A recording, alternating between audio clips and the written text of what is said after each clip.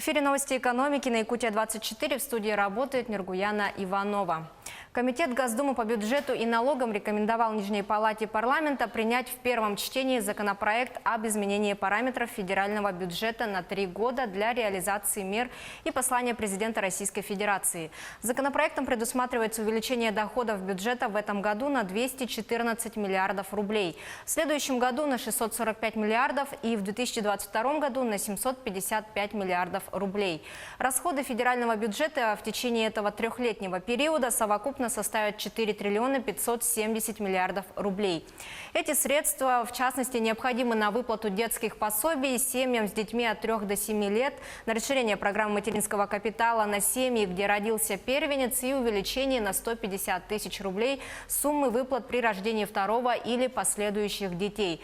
Кроме того, средства пойдут на организацию бесплатного горячего питания для учащихся начальных классов и модернизацию первичного здравоохранения. Цены на продукты в большинстве регионов Дальневосточного федерального округа уже стабилизировались, однако завышение еще наблюдается в Магаданской области и Камчатском крае. Ранее стоимость продовольствия выросла из-за вынужденной замены поставщиков из Китая и изменения логистики доставки продуктов. Федеральная антимонопольная служба начала работу по урегулированию ситуации на продовольственных рынках еще в начале февраля. Ко 2 марта ситуация стабилизировалась в Сахалинской области, Республике Бурятия, Забайкальском, Хабаровском краях, Еврейской автономной области, Республике Саха-Якутия и Чукотском автономном округе. Госкорпорация Web.рф совместно с Минфином Российской Федерации внедряет социальные облигации как новый инструмент для привлечения частных инвестиций в социальное предпринимательство. С помощью так называемых Social Impact Bonds или проектов социального воздействия на ранних стадиях привлекают частные инвестиции для того, чтобы отработать новую технологию, методологию в социальной сфере. Такие проекты должны помочь регионам перейти на новую схему оплаты социальных проектов. Их бюджет пойдет на покупку уже измеримых результатов или эффекта от социальных проектов. Отметим, что первый подобный проект был запущен в Якутии, где этот инструмент направлен на улучшение качества образования. Проект реализуется на деньги инвестора, полученные в качестве гранта в форме субсидий на 60 миллионов рублей. Через 3 года, если заявленный результат будет достигнут, правительство республики компенсирует эти средства. Сейчас Web.рф активно прорабатывает еще 5 подобных проектов с другими регионами. На Айхальском ГОКе начали внедрять инструменты производственной системы бережливого производства. Система 5С помогает правильно организовывать рабочее место, держать его в чистоте, сохранять стандартизированные условия и поддерживать дисциплину. Как сообщили в Алроса, запуск проекта на участках номер 3 и номер 7 уже дал вполне ощутимые результаты. Стало проще соблюдать чистоту, повысилась эргономика рабочего пространства. Значительно улучшились условия труда, в том числе за счет укрепления производственной безопасности.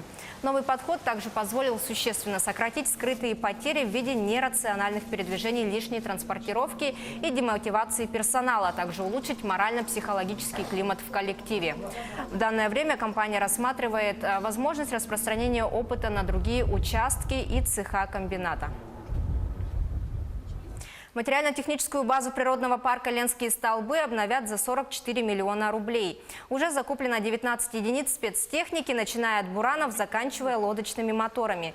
До 2023 года докупят технику и оснастят ею каждого сотрудника оперативного отдела инспекции парка.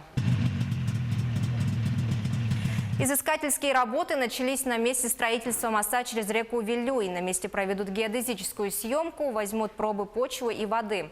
Отметим, длина мостового перехода через реку Вилюй составит 1 километр 700 метров, длина подходов к нему 20 километров.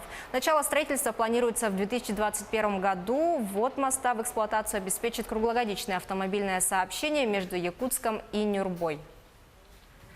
А вот в Нижнем Бестяхе появится Центр культурного развития. Начало строительства объекта запланировано на 2021 год.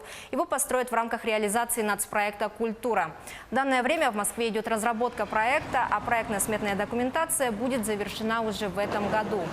Центр «Снежинка» будет включать специализированные классы, в том числе танцевально-гимнастические, музейно-выставочное пространство, многофункциональный зрительный зал на 200 мест с аппаратной, складом для костюмов, гримерными, реквизиторским помещением.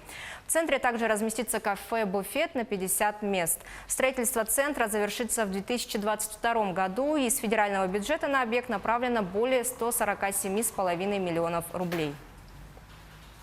На этом у меня все. Оставайтесь в курсе экономических событий на Якутия-24.